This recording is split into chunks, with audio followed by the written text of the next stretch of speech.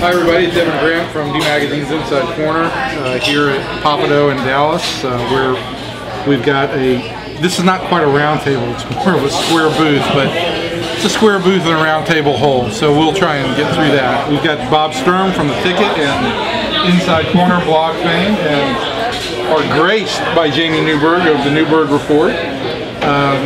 Just gonna talk with these guys a little bit about where your first place Texas Rangers are these days. Is that legit?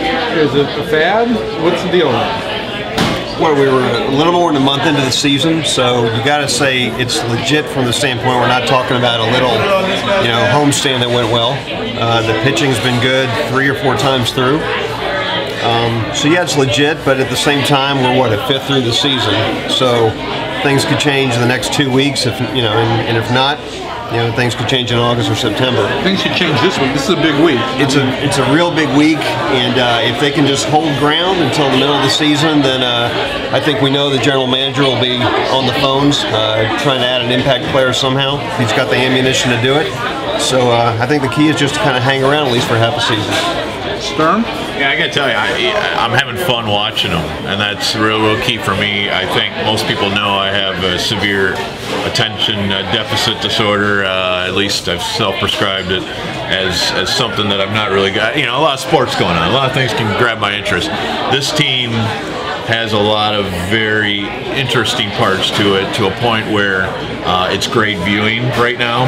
There's nothing more beautiful than a 2.5-hour baseball game. And obviously not really knowing a whole lot about the bullpen at this point of the season is shocking, because we usually know nothing about the rotation at this point of the season, but it's just the opposite. You're seeing a rotation that's averaging more than 6 innings a start, so to see consistently day after day getting into the 7th with your starter just shows you how different the game of baseball can be. So how legit it is, I don't know. Time will tell. Obviously the Angels breathing down your neck already is a concern, but gosh, I mean, from expectations, at least personal expectations, I thought it was gonna be a hard roll this season, and they're playing good baseball, and it's fun to watch.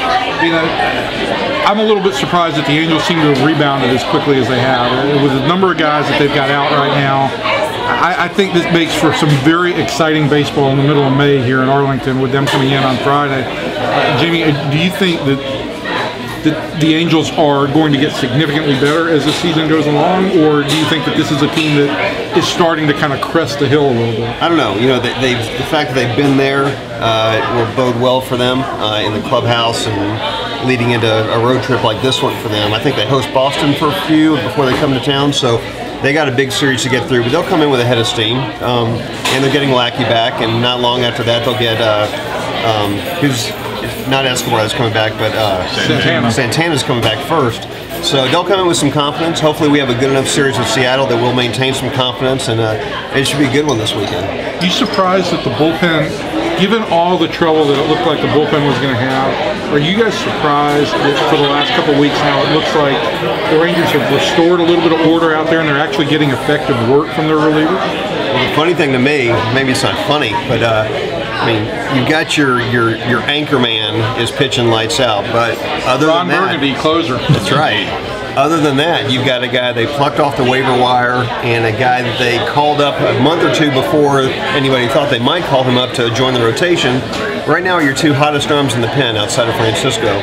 And, them pitching 7th, 8th inning and big at bats, when you got O'Day and Holland as the 2 guys you're counting on, that just sort of speaks to how bullpens are the most fickle thing in baseball, and right now it's clicking a little bit here. Yeah. Let's not forget that the middle guy who was a starter with a bad elbow for the last few years. I mean, a lot of guys pitching what you would think out of roles, but they're being effective right now. I was going to say that's one reason why people talk a lot about how you're ill-advised to spend a ton of money solidifying a bullpen and keeping it in place, just because these things seem to be unpredictable. You spend a lot of money on a bullpen and you have a lot of proven veteran pieces together, and it doesn't make any sense.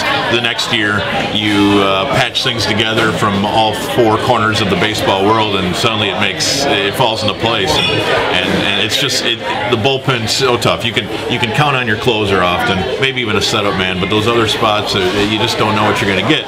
So far, so good, and I think it does have a real workload application. I mean, in the sense that if you don't overexpose them, they can certainly do their thing. But I know I'm not breaking a story here, but Frank Francisco's role makes everything else fall in place, and so does the rotation. Now you're not asking them to do too much, and Francisco's been unbelievable. Well, I mean, with guys, with a bunch of unproven guys out there, if you've got a legitimate closer and you've got your starters going +6 innings, it makes it a lot easier to patch things together, and you don't necessarily overexpose guys. But I do wonder, Eddie Guardado hasn't been used much lately. C.J. Wilson's been used more in a mop-up type role. I do wonder, are the Rangers going to have to get these guys back involved somehow if they're going to stick around and the bullpen's going to be effective all year? To me, you've got to get C.J. right, and maybe pitching him in the situations that they are right now will help do that. I mean, you're not asking him to come in the 4th inning. Of course, they've asked nobody to do that for the last few weeks.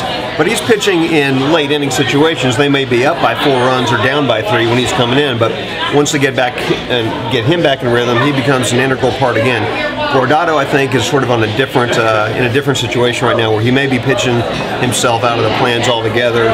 You've got A.J. Murray pitching very well at Oklahoma City, especially against left-handers, and coming with a lower slot, he can give big leaguers a different look than they've ever seen from him, at least. So there's really not a book on Murray, and it may not be too long before he gets a shot if Guardado doesn't really round back into shape quickly.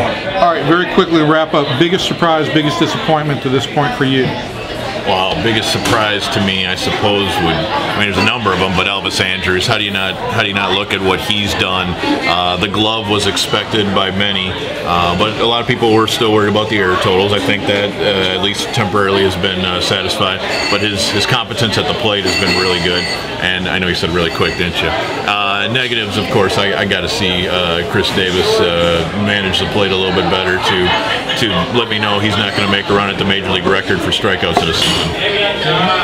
For me, the biggest surprise may be, in a weird way, the way Kevin Millwood has been as good as he's been. This is what they paid him to be, and he has not only given this team more than a chance every time he takes a hill, he seems to have set a tone for the rest of the rotation and really has stepped in as a leader. And the biggest disappointments on the other end of the rotation, Brandon McCarthy has shown in spots that maybe he's at least past the injuries and he's got a little bit better command, and then there's been a couple starts where he just has had nothing, and it's turned on a dime, where he'll look good 2 or 3 innings and then he'll give up a 5-run inning, and it seems like he's right back where he was last year mechanically. I'm going to play off the Millwood thing. The biggest surprise for me has been the Millwood factor. I think that maybe more than Mike Maddox, what Kevin's done on the mound and the way he's approached his job, I think really has rubbed off on the rest of the rotation, and I think that's had a big impact on why guys seem to be more effective right now. In terms of a disappointment, I guess I've got to kind of agree with Bob that the number of strikeouts is alarming. He has been kind of an all or nothing guy to this point. He's hit a number of home runs. He's at 8 home runs right now. He's shown, again, tremendous power. He's been very effective defensively for me, but I just wonder at what point in time does the number of strikeouts become something that you can't live with anymore.